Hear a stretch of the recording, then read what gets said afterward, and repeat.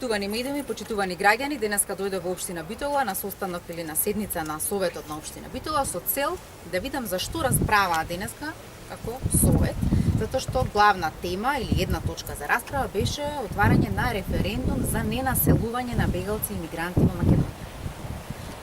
Јас дојдов да им кажам на граѓаните и на советниците дека ДПМН лаже, шири ксенофобија и лажни вести. И тоа неколку пати ние како влада го потенциравме и упатуваме и овој пат апел дека советниците треба да се одговорни и да одговорно ја користат говорницата и позицијата која што ја имаат. Ниту ќе се населуваат бегалци во Македонија, ниту се градат станови во Македонија. И тоа е јасно. Нека кажат со кој документ владата се обврзала да потроши финансиски средства или направила проектни документи за изградба на станови. Токму тоа се случувало во времето кога ВМРО ДПМН е биле на власт и одземале парцела и надлежност во општина Сарај. Оваа стратегија не се однесува на мигранти. Напротив, резолуцијата која што Собранието на Република Македонија за мигранти ја носи е изгласана од мнозинството на ВМРО ДПМН и токму Владко Ѓорчев гласа за таа резолуција.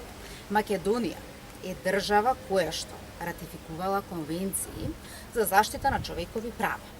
Македонија во 2007 и 2009 носи законски решенија, тогаш на власт да потенцираме ВМРО ДПМН, со кои што ги обезбедува основните човекови права на мигрантите и други лица кои што се под субсидијарна заштита во државата.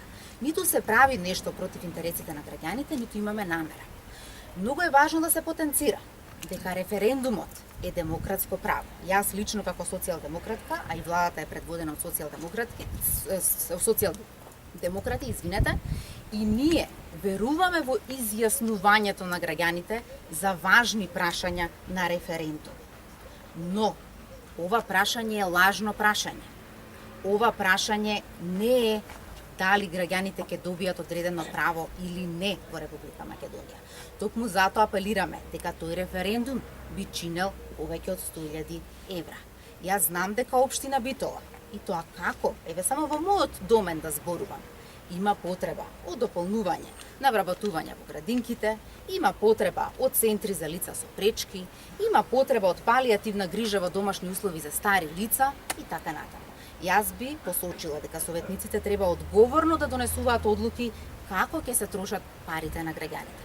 Дополнително, 15 октомври е датум кој што е посочен како ден за избор на градоначалник или градоначалничка на општина Битола. И тоа е неприкосновено право да граѓаните се изјаснат по однос на ова прашање. Но референдум на истиот ден на локалните избори не смее да ни се случува, поради тоа што тоа е нарушување на процесот на избор на градоначалничка и градоначалник во општина Битола.